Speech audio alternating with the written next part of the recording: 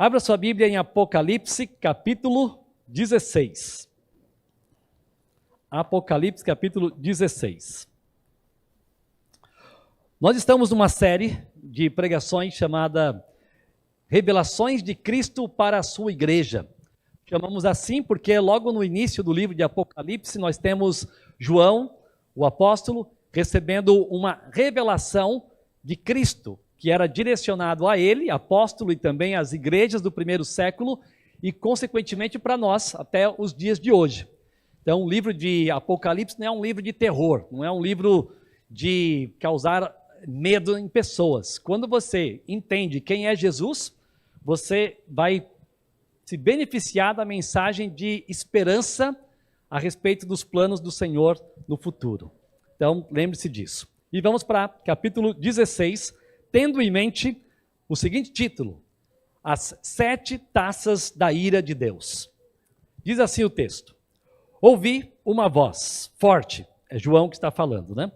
Vinda do santuário, dizendo aos 7 anjos: Vão e derramem sobre a terra as 7 taças da ira de Deus. O primeiro anjo foi e derramou a sua taça sobre a terra, e apareceram úlceras malignas e dolorosas nas pessoas que tinham a marca da besta e que adoravam a sua imagem. O segundo anjo derramou a sua taça no mar, e o mar se transformou em sangue, como de um morto, e morreu todo ser vivo que havia no mar. O terceiro anjo derramou a sua taça nos rios e nas fontes de água, e eles se transformaram em sangue. Então ouvi o anjo das águas dizendo: Tu és justo, tu que és e que eras, o santo, pois julgaste essas coisas, porque derramaram sangue de santos e de profetas, também lhes desse sangue para beber, é o que merecem. Ouvi uma voz do altar que dizia: Certamente, ó Senhor Deus, Todo-Poderoso, verdadeiros e justos são os teus juízos. O quarto anjo derramou a sua taça sobre o sol, e lhe foi dado queimar a humanidade com fogo. As pessoas se queimaram com o intenso calor e blasfemaram contra o nome de Deus, que tem autoridade sobre estes flagelos.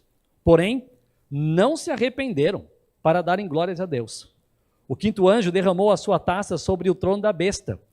O reino da besta ficou em trevas, e as pessoas mordiam a língua por causa da dor que sentiam, e blasfemavam contra o Deus do céu, por causa das angústias e das úlceras que sofriam, porém não se arrependeram de suas obras. O sexto anjo derramou a sua taça sobre o grande rio Eufrates. As águas do rio secaram para que se preparasse o caminho dos reis que vêm do Oriente. Então vi sair da boca do dragão, da boca da besta e da boca do falso profeta 3 espíritos imundos semelhantes a rãs. São espíritos de demônios, operadores de milagres, de sinais, e se dirigiam aos reis do mundo inteiro, a fim de ajuntá-los para a batalha do grande dia do Deus Todo-Poderoso.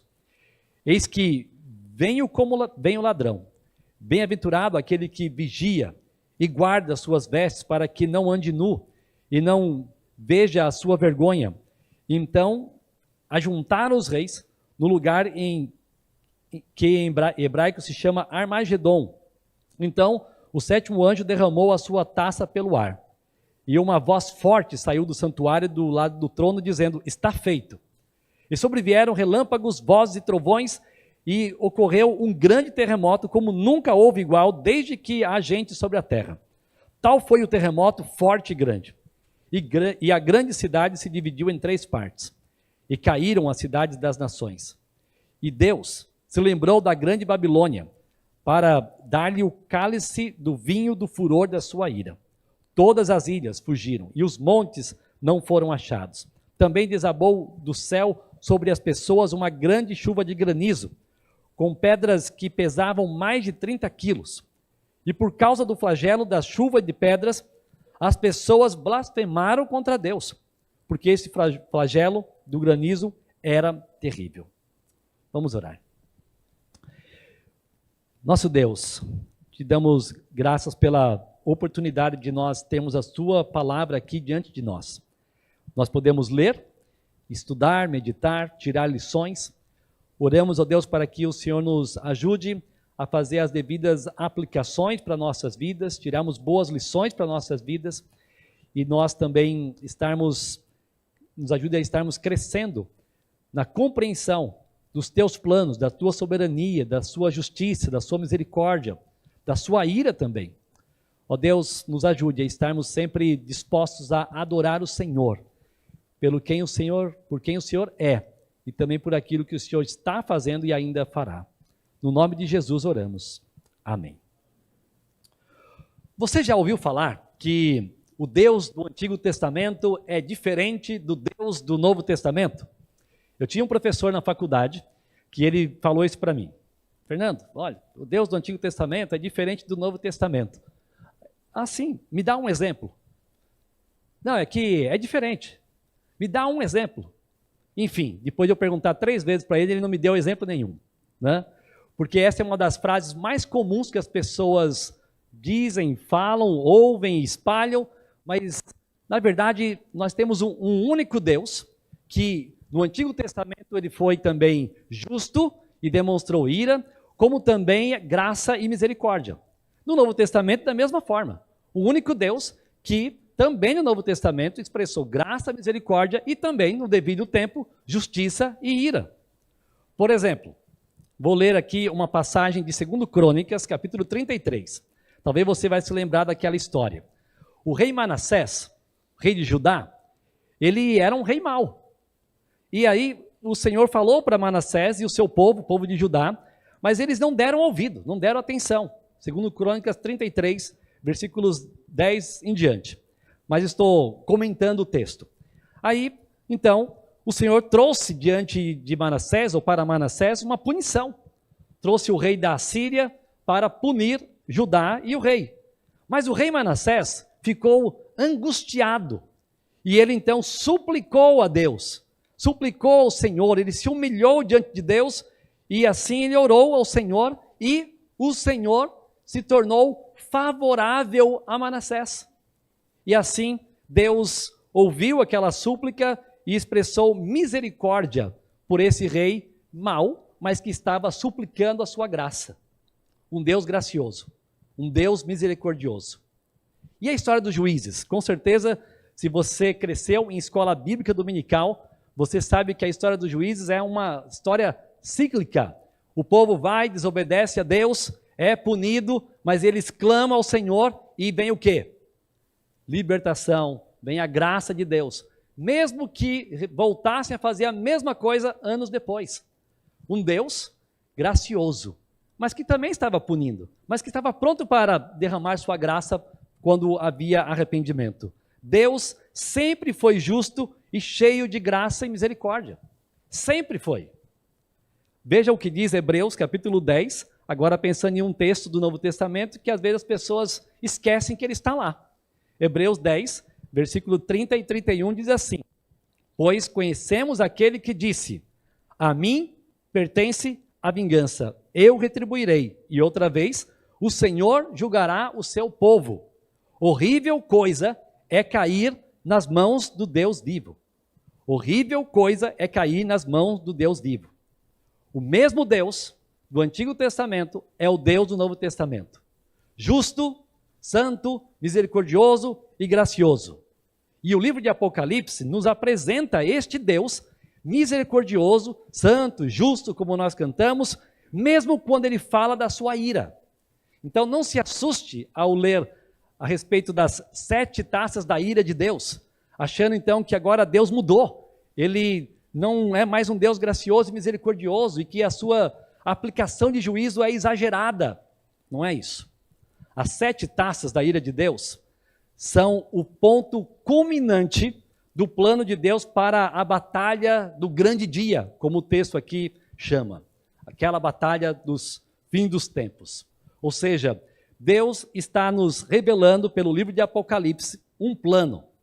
E ele está chegando numa etapa de conclusão. Estamos agora no capítulo 16 de Apocalipse. E é uma fase já bem interessante, porque as coisas já estão indo para as conclusões. E ali nós vemos que essas taças da ira de Deus apontam para o cumprimento do plano de Deus ali para a batalha do grande dia. Esse texto de hoje nos apresenta, então, 3 verdades a respeito dos planos divinos para essa batalha final, para o grande dia, como o versículo assim menciona. Vamos ver, então, quais são essas 3 verdades. A primeira é, Deus tem um plano para que tudo aconteça de acordo com a sua soberana vontade. Deus tem um plano. Ele é um Deus de ordem e decência. Ele é um Deus que não vai ser pego de surpresa. Ele não é um Deus que depende de acontecimentos de hoje para saber o que ele vai fazer amanhã. Ele tem um plano. E as coisas estão acontecendo conforme a tua vontade soberana. O texto mostra para nós, no versículo 1, o seguinte: ouvi uma voz forte, vinda do santuário, dizendo aos 7 anjos, vão e derramem sobre a terra as 7 taças da ira de Deus. Muito provavelmente, essa voz forte que vem ali do santuário, seja a voz do próprio Deus. Possivelmente por conta do santuário, por conta de uma voz forte, por conta da outra citação um pouquinho mais à frente, do está feito, está consumado, tudo está completado. Então, possivelmente é o próprio Deus falando isso e dando as ordens para os anjos, como nós vemos aqui. Então, vamos notar um primeiro aspecto dessa ação em ordem de Deus. Ou seja, Deus tem um plano, e nesse plano ele usa servos, ele usa anjos que estão ali cumprindo uma das etapas do seu plano. Deus está ordenando que os anjos façam o que têm de fazer. Então aqui nós temos uma menção de 7 anjos. Mas você sabe que existem milhares de anjos. O próprio texto de Apocalipse, que nós já estudamos, no capítulo 5, versículo 11, diz que o número de anjos era de milhões, milhares de milhares. E aqui 7 estão com uma missão específica para fazer. E assim, Deus envolveu esses anjos nessa missão, assim como ele envolveu outros anjos em outras missões. Por exemplo, quanto ao anúncio do nascimento de Jesus. Um anjo fez o anúncio. O anúncio também a respeito da ressurreição de Cristo. Também anjo. E assim Deus usou anjos em diferentes situações. Anjos são seres que servem a Deus. Anjos são servos ministradores, ou servos que servem ao Senhor, nosso Deus. Eles são os mensageiros que estão a serviço do nosso Deus. E Deus, no seu plano, faz uso deles. Anjos não devem ser adorados. Anjos não devem ser admirados, né? Às vezes o pessoal vai criando umas culturas no meio evangélico absurdamente erradas, né? Eu vou pedir para que o meu anjo da guarda me proteja. Você tem Deus que te protege, né? Ele pode proteger usando um anjo, se ele quiser, mas não tem que ficar pedindo para nenhum anjo específico te guardar, não. Eu vou pedir para o anjo Miguel, Rafael, e aí vem os nomes diversos, né? Anjos não devem ser nossos intermediadores, eles não são. Eles são servos de Deus. E eles estão cumprindo uma missão. E Deus sabe perfeitamente o que ele está fazendo. Nós já vimos uma sequência de 7 selos, nos primeiros capítulos, onde nós vimos o Cordeiro revelando os planos futuros para João. Nós já vimos as trombetas, ou seja, as advertências que foram trazidas para o povo de Deus e para todos aqueles que podem ouvir essa mensagem. Agora estamos ouvindo as 7 taças. E essas 7 taças também seguem uma ordem. Está tendo uma progressão e também uma ênfase na seriedade cada vez maior, algo mais difícil de ser enfrentado. São juízos mais pesados.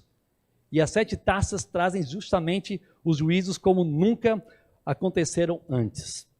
As etapas, então, não são repetidas, elas estão progredindo e estamos agora numa fase final muito mais pesada do que as anteriores.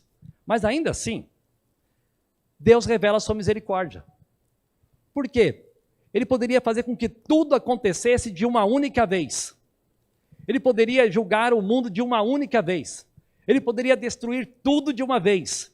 Mas ele vai dando sinais, e sinais, e outros, para que as pessoas possam refletir sobre o que estão fazendo e chegarem ao arrependimento.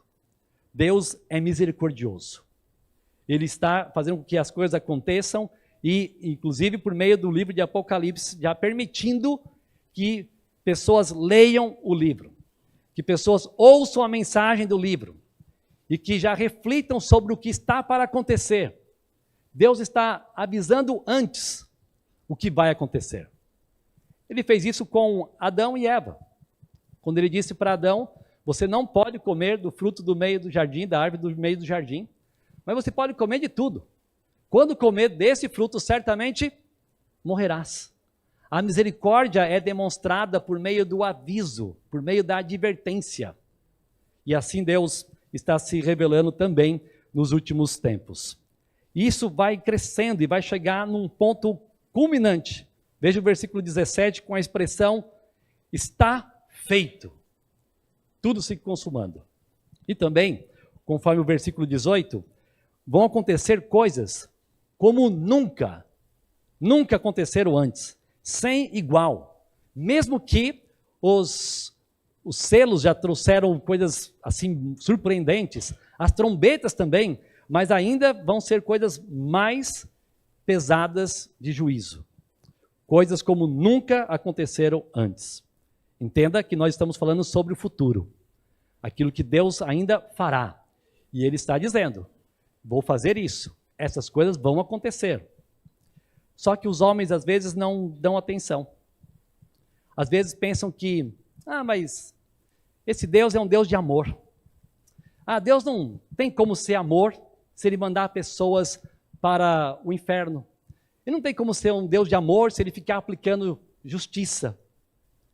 Esse é um argumento muito errado. Porque Deus é amor, Deus é misericordioso, Deus é justo também. E por Ele ser justo, Ele vai aplicar aquilo que tem que ser aplicado. E eu vou falar um pouquinho mais disso à frente, mas não há nenhuma esperança para aqueles que acham que depois da morte dá para fazer alguma outra coisa.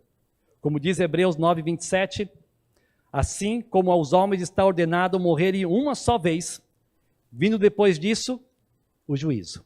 Hebreus 9, 27.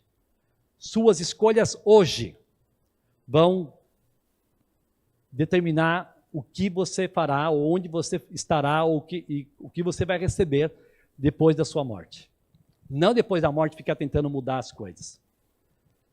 Deus tem tudo no controle do seu plano. E Ele tem um controle sobre o universo. O universo foi criado por Ele. Todas as coisas foram criadas por Ele. A natureza foi criada por Ele. Então Ele tem poder sobre, conforme o texto que nós lemos, sobre a terra, sobre o mar, sobre os rios, sobre as fontes das águas, sobre o sol, sobre o grande rio Eufrates, sobre o ar. Ninguém é como o nosso Deus. Lembra de Jesus, certa vez, no mar da Galileia, mandando acalmar a tempestade, e os discípulos admirados: quem é este que até a tempestade o obedece? Quem é este? Somente Deus pode fazer coisas desse tipo. Somente Deus tem controle sobre todos os elementos da natureza.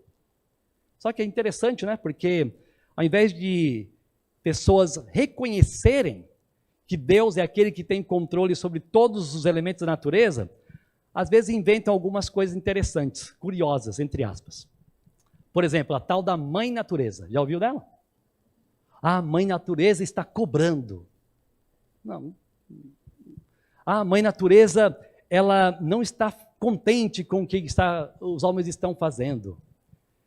Isso não tem sentido.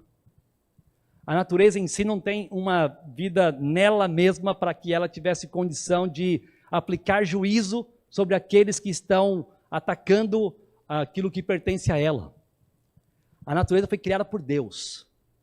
E Deus faz uso, então, de todas as coisas para mostrar a sua soberania. Assim como os céus proclamam a sua glória, o firmamento as obras das suas mãos, assim também tragédias, calamidades devem ser vistas como ações de Deus sobre a situação que os homens vivem. Nada é um acaso. Chuvas intensas, secas intensas, terremotos aqui e ali, Deus está no controle de todas as coisas. Não é simplesmente porque placas estão se movendo. Não é simplesmente que os homens estão acabando com a natureza. Não é somente porque os homens não estão plantando árvores. Deus está no controle de tudo. E cada calamidade que vem sobre a terra é uma oportunidade para que a humanidade pense: existe um Deus que espera que eu o busque, que eu me proteja nele, que eu me guarde nele. São as trombetas, de certa forma. Não as que vão ser tocadas ainda no Apocalipse, mas Deus está mostrando isso. Dia após dia, dia após dia. E às vezes nós aqui no Amazonas a gente nem percebe, né? Ih, o rio desceu. Ah, o rio subiu. É a natureza. É porque não choveu lá na cabeceira, né? É porque isso lá não degelou e tal. Deus está no controle do nível do Rio Negro, do Rio Solimões e do Rio Amazonas. Amém. Está, de todas as coisas. Então, de certa forma, todas essas calamidades mostram um Deus que está acima de todos os aspectos da natureza. E também é interessante que várias dessas coisas aqui que o texto de Apocalipse nos mostra tem a ver com Êxodo também. As 10 pragas do Egito, as úlceras, as trevas, a chuva de pedras. E é o mesmo Deus no controle de tudo. Assim como Deus libertou o povo de Israel lá do Egito, Deus está dizendo que vai libertar a sua igreja, o seu povo, aqueles que creem nele. Só basta esperar as coisas no seu devido tempo. Deus é justo em seus juízos. Como que Deus é justo? Veja só, a idolatria será julgada. A idolatria será julgada. Veja o versículo 2. Final do versículo 2. Nas pessoas que tinham a marca da besta, ou seja, quem é que estava sendo o alvo da disciplina aqui? Aqueles que adoravam a imagem da besta. Veja também no versículo 8. O quarto anjo derramou a sua taça sobre o sol e lhe foi dado queimar a humanidade com fogo. As pessoas se queimavam com intenso calor e blasfemaram contra o nome de Deus, que tem autoridade sobre esses flagelos. Porém, não se arrependeram para darem glórias a Deus. Deus vai julgar a idolatria. Somente Deus é o Deus verdadeiro. Somente Deus é digno de adoração. Somente Deus é digno de reconhecimento da sua grandeza. E ainda assim, mesmo os homens passando pelos dias difíceis de punição e castigo, como diz aqui o versículo, eles não darão glórias a Deus. Deus estará julgando homens, a humanidade, porque a humanidade não o adorará, não dará glórias a ele. Ele estará julgando a humanidade, porque a humanidade vai preferir adorar um ser que é chamado de uma besta, ou seja, uma fera, um animal selvagem, assim descrito pelo nosso Deus. Vão preferir adorar a esse ser do que a Deus. Então Deus está errado em aplicar a sua justiça? Porque Ele é o único que tem que ser adorado. Qualquer tipo de idolatria é uma rebeldia contra Deus. Qualquer tipo de idolatria é um abandono da verdade de que somente Deus é Deus. Então, isso aqui serve de certa forma de advertência para todos nós nos dias de hoje. Porque às vezes a gente pensa que idólatra é aquele que tem uma imagem, uma escultura, uma peça de pedra, de madeira, de ferro, enfim, alguma coisa para ficar se rendendo diante dessa peça. Mas a idolatria acontece aqui dentro do nosso coração. Por isso João escreveu assim na sua epístola, capítulo 5, versículo 21. Filhinhos, guardai-vos dos ídolos. Crente pode desenvolver idolatria no coração, adorando pessoas, adorando o bem-estar, adorando planos de sua vida, sua profissão e deixando Deus de lado. Pessoas podem estar adorando o reconhecimento público, podem estar desejando o reconhecimento de outros, aplausos e deixar Deus de lado. Pessoas podem estar mais preocupadas com os seus planos particulares do que com a obra de Deus. Pessoas podem estar facilmente cometendo o pecado de idolatria. E Deus não quer isso. Ele vai julgar a idolatria. Também Deus vai julgar a perseguição que o povo dele sofrerá. Veja o versículo 6. Uma parte do versículo diz: por que esses juízos estão vindo? Porque derramaram sangue de santos e de profetas. Derramaram o sangue dos santos e dos profetas. E Deus julgará então essa maldade que o seu povo sofreu e sofrerá. Especialmente no período que nós já falamos, chamado de grande tribulação, ou seja, aquele período que a igreja já terá sido arrebatada, já estará com o Senhor, mas ainda haverá pregação na terra, pessoas vão se converter e vão ser perseguidas e vão ser mortas, muitas delas então martirizadas. Muitos santos e profetas também do passado morreram por perseguição dos inimigos de Deus, mas vai chegar o dia que os idólatras serão julgados e também aqueles que perseguiram o povo de Deus serão julgados. Agora, podemos também ver que o plano de Deus envolve uma aplicação de justiça sobre os orgulhosos. O orgulho será a base aqui da justificação daquilo que Deus está fazendo. Os homens demonstrarão o seu grande orgulho. Porque, conforme diz as Escrituras em Tiago capítulo 4, Deus resiste os soberbos, mas dá graça aos humildes. E como é que a gente nota que aqueles homens no futuro serão soberbos? Nós notamos, ao ver aqui no texto, que mesmo depois de toda a aplicação da justiça de Deus, o que eles preferem? Eles preferem blasfemar contra Deus do que se arrepender.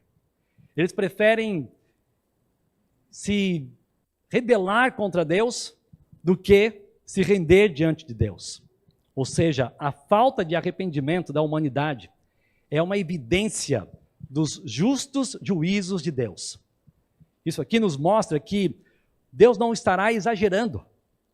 Isso aqui só nos mostra que Deus, aplicando a justiça, como Ele vai fazer, homens não vão se arrepender mesmo assim. Então vai ficar evidente de que não era que Deus tinha que ser mais amoroso, mais misericordioso, nada disso. Simplesmente vai ser uma evidência de que os homens não querem saber de Deus e nunca iriam querer saber de Deus, mesmo que outras coisas acontecessem. Iam continuar rejeitando a Deus. A falta de arrependimento comprova que aqueles homens do futuro, então, serão merecedores do juízo de Deus. Mas da mesma forma hoje, pessoas que não se rendem a Cristo e preferem questioná-lo, criticá-lo, blasfemar contra ele, evidenciam que são mais orgulhosos do que pensam, porque não se rendem aos planos de nosso Deus. Por exemplo, quando Jó foi provado, ele perdeu tudo que tinha, perdeu a sua saúde, perdeu seus bens, seus filhos, mas ele disse: o Senhor Deus me deu e tomou, e bendito seja o nome do Senhor.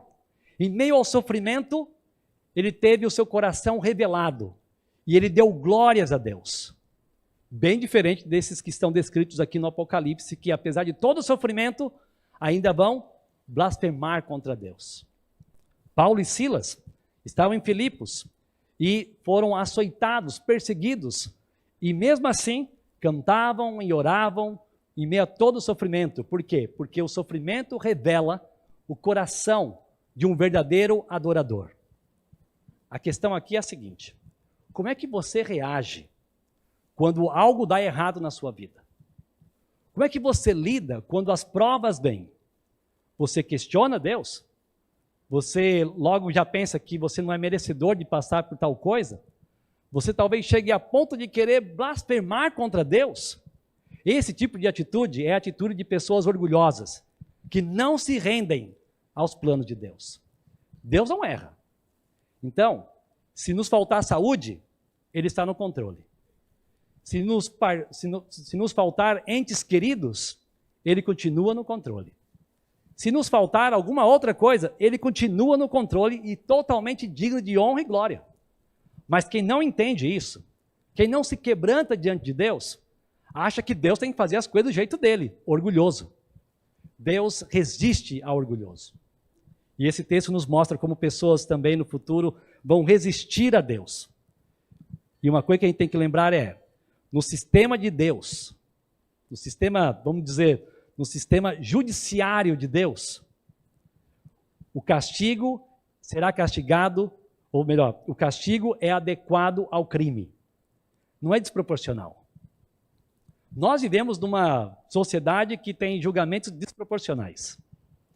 Quem tem dinheiro, ou um Porsche, para atropelar alguém, né, em alta velocidade, daqui a pouco está livre.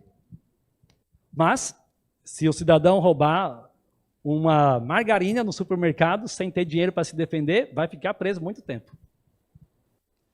De acordo com o nosso sistema, às vezes, um ato de indecência imoral, que é justo, né, assim, ser punido, e alguns são punidos, mas outros, que talvez tenham algumas proteções de pessoas importantes, podem fazer o que quiserem, e nunca serão pegas. Nós vivemos num mundo corrupto, e o plano de Deus mostra que ele será justo em tudo o que faz, e o seu modo de tratar, trazendo os 7 flagelos, não é porque ele é um Deus mau, mas é porque ele é um Deus justo. Adoradores de besta, de anticristo, têm que ser punidos. Aqueles que perseguem o povo de Deus devem ser punidos. Aqueles que rejeitam a Cristo serão punidos. O castigo é adequado ao crime. Deus tem um plano para que todas as coisas aconteçam de acordo com a sua soberana vontade. Você crê nisso? Você descansa por saber que Deus é perfeito e que tudo que Ele faz está correto e tudo que Ele fará é perfeito, será perfeito? Você tem se lembrado a cada notícia de calamidades que Deus está advertindo a humanidade a respeito da sua justiça? Os juízos de Deus são justos e perfeitos. Temos de cultivar cada vez mais a reverência e temor em nossos corações para expressarmos verdadeira adoração. Glórias a Deus por todas as coisas. Deus deseja que o adoremos e vivamos para a sua glória. Fomos criados para este fim. E Ele é digno. Vamos para a segunda verdade que esse texto nos apresenta. Não há quem possa impedir que os planos de Deus sejam realizados. Os ímpios não poderão impedir que os planos de Deus sejam realizados. Mesmo com a adoração daquele que estará liderando o mundo, então, naquela ocasião futura, ou seja, mesmo envolvido com o anticristo, com o falso profeta, esses homens não conseguirão impedir que Deus realize os seus planos. Eles vão passar por dores, sofrimentos, assim que não dá para se descrever, exceto com as palavras que nós já encontramos aqui. Eles vão morder a língua de tanta dor, eles vão passar por tantos sofrimentos, e mesmo assim vão estar blasfemando contra Deus. Deus vai mostrar para eles que nenhum homem pode enfrentá-lo. Como se nós precisássemos de alguma coisa a mais para entender isso. Mas, quando o homem é arrogante, orgulhoso, ele questiona tudo que Deus faz. E Deus vai simplesmente mostrar, vocês não são nada. Bem, Deus já tem mostrado isso por meio da história para todos nós. O ano de 2020 é o ano perfeito para se lembrar de que nós não somos nada. Não houve nação no mundo que pôde resistir a um simples vírus que se espalhou rapidamente, causando essa pandemia. Deus é muito maior do que o ser humano consegue imaginar, mas ainda assim, alguns até mesmo com úlceras malignas, dolorosas, vão persistir contra Deus. Tudo isso evidenciará como o homem, como os ímpios, são tão pequenos diante de Deus. Você já teve a experiência de sentir uma pequena dor que te joga no chão, né? Por causa, às vezes, de milímetros, uma pedrinha no seu rim? Eu já senti isso. Nós não somos nada, né? Nem mesmo a união de reis poderosos vão poder impedir os planos de Deus. Olha só o versículo 13, que descreve o que vai acontecer.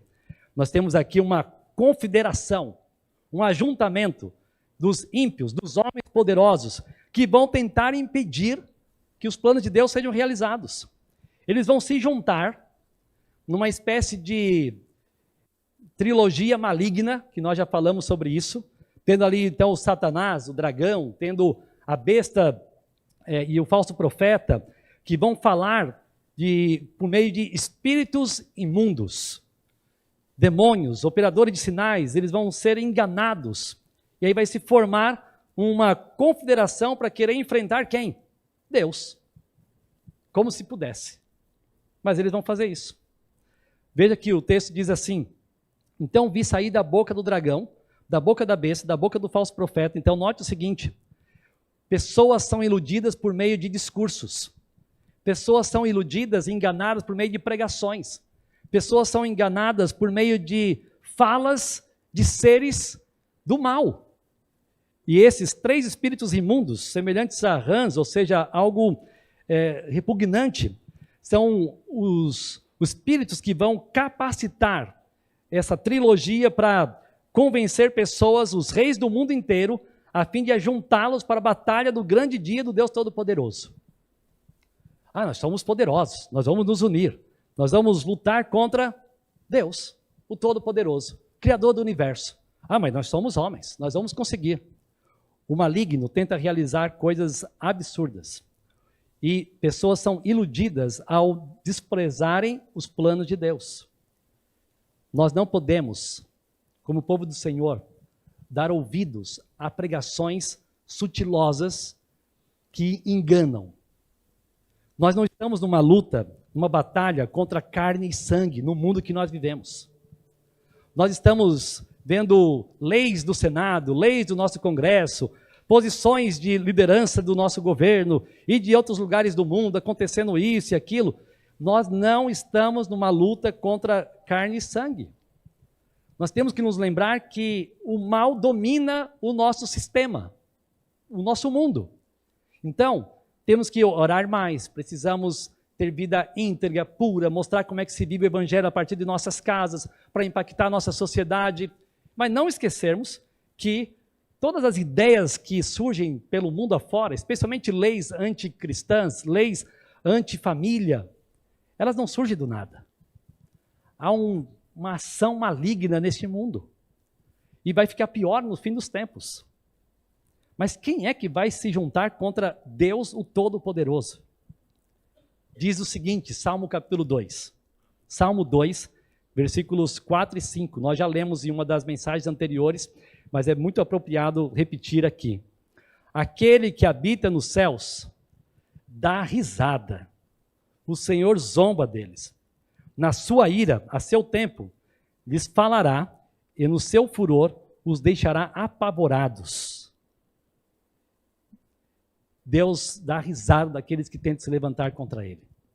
Mas aí alguém pode pensar assim, não, mas eu não sou um rei poderoso e tal, eu só não aceito o que Deus está fazendo hoje na minha vida. É a mesma atitude, é a mesma atitude. O povo de Deus se quebranta, o povo de Deus se humilha diante do Senhor. O povo de Deus não faz exigências, adora em meio a qualquer tipo de situação, porque ele é digno de toda a honra e toda a glória. Mas a trilogia maligna também não vai poder impedir os planos de Deus, não. Eles vão se unir, vão tentar ali fazer as coisas, só que veja o versículo 10. O 5º anjo derramou a sua taça sobre o trono da besta. Agora, o alvo não é a humanidade.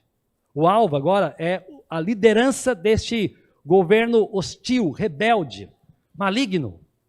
Mais uma vez, entenda besta, toda vez que a gente vê no Apocalipse, como uma descrição de uma liderança representada por um animal selvagem, uma fera, que não tem beleza, não tem nada de dignidade, mas pessoas vão estar seguindo a estes, ou essa trilogia, né?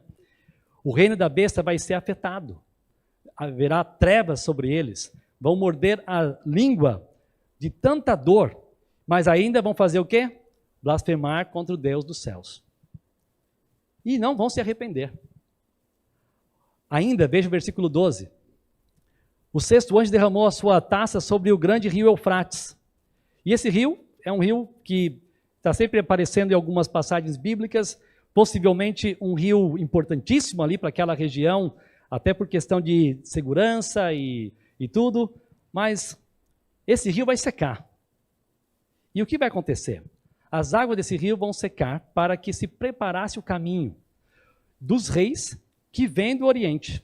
Esses poderosos que vão se unir contra Deus. Então vi sair da boca do dragão, da boca da besta, da boca do falso profeta, esses espíritos imundos. E esses reis vão se juntar ali na batalha do grande dia do Deus Todo-Poderoso. O interessante aqui é ver que eles vão estar agindo como se tivessem alguma chance diante de Deus, diante da batalha do grande dia do Deus Todo-Poderoso. Mas o fato do rio secar já foi uma das providências, ou será uma das providências de Deus, para que realmente eles venham. Porque eles vão ser derrotados todos de uma vez só. Deus poderia derrotá-los todos aonde quisessem, onde eles estivessem. Mas vocês vão se unir. E aqui, todos vão ser derrotados de uma só vez. Deus faz as coisas acontecerem da sua forma. Às vezes, nós achamos que nós estamos seguindo por caminhos que é nosso. Nós estamos fazendo as coisas acontecer do nosso jeito. Mas Deus vai fazendo com que as coisas sejam sempre do jeito dele. E assim ele fará no futuro. Ninguém pode impedir os planos de Deus. Não há poder humano, demoníaco, que possa desafiar a Deus. Todas as coisas acontecem e acontecerão dentro da direção de Deus, mesmo quando os homens acham que estão agindo de forma estratégica para alcançar os seus objetivos. E por fim, uma terceira verdade baseada apenas no versículo 15. A misericórdia de Deus é manifestada quando ele anuncia seus planos de juízo. Eis que venho como vem o ladrão. Bem-aventurado aquele que vigia e guarda as suas vestes para que não ande nu e não se veja a sua vergonha. Em meio a todas essas aplicações das 7 taças, da ira e da fúria de Deus, ele está dizendo, é possível ser bem-aventurado. Em meio a todos esses avisos, olha, eu vou voltar. Então, mesmo aqueles que estarão passando por aqueles dias futuros, de grande tribulação, ainda poderão se lembrar que ele prometeu voltar. E que aquele que se afasta da besta, do anticristo, do falso profeta, mas se rende a ele, se rende a Deus e a Cristo, o Cordeiro, vai ser bem-aventurado. Num clima de tanto sofrimento, num clima de tantas lutas, dores, como é que alguém ainda pode ser feliz, bem-aventurado? Sim, é possível. É possível quando o relacionamento está sendo desenvolvido com Cristo, com o Cordeiro. A mensagem que nós vemos no futuro não é tão diferente para os dias de hoje. Os dias de hoje podem ser difíceis. Há muita injustiça, muita corrupção, há muitas coisas ruins acontecendo, mas bem-aventurado é aquele que anda com o Senhor. Bem-aventurado é aquele que está com Cristo. Bem-aventurado é aquele que aguarda a volta do seu Senhor e Salvador. A bem-aventurança é possível mesmo em dias difíceis. No futuro, depois do arrebatamento da igreja, daqueles que creem no Senhor, os dias serão mais terríveis, como nós estamos vendo. Portanto, hoje, se você crê em Jesus, você não tem que temer os selos, você não tem que temer as trombetas e muito menos as taças, porque você vai estar com Cristo.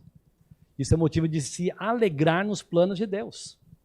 Agora, aqueles que ainda não têm Jesus, estão sendo advertidos que os dias serão piores do que pode se imaginar. E a mensagem que nós queremos deixar é, não deseje os juízos de Deus sobre a sua vida. Não deseje a justiça de Deus aplicada sobre você. Siga a Cristo. Viva para Jesus. E concluímos com o versículo 17, que diz no final dele, está feito, está feito. A derrota definitiva do mal já está declarada. O mal não prevalecerá contra os planos de Deus. Logo, a mensagem de João aqui é possível vencermos, inclusive, as ações malignas, quando nós estamos do lado do Cordeiro, que é o vencedor. E assim temos que viver hoje, do lado de Cristo, o nosso Salvador. Vamos orar. Senhor, somos tão gratos por saber que o Senhor tem um plano especial para nossas vidas. Tão gratos pela salvação por meio de Cristo. E tão gratos por conhecermos a tua misericórdia, a tua compaixão para pecadores como nós. Hoje, inclusive, vamos nos lembrar, ao celebrarmos a ceia, que fomos alvo da sua graça e misericórdia. Também, ó Deus, nós ficamos alertas quanto àquilo que virá. Deus, nos ajude a pregarmos a mensagem para que as pessoas entendam o Evangelho e se afaste desses dias de julgamento futuro. E também trabalhe nos corações daqueles que estão conosco, para que se regozijem fazendo a sua vontade, vivendo para o Senhor. Obrigado pela salvação em Jesus. No nome dele oramos. Amém.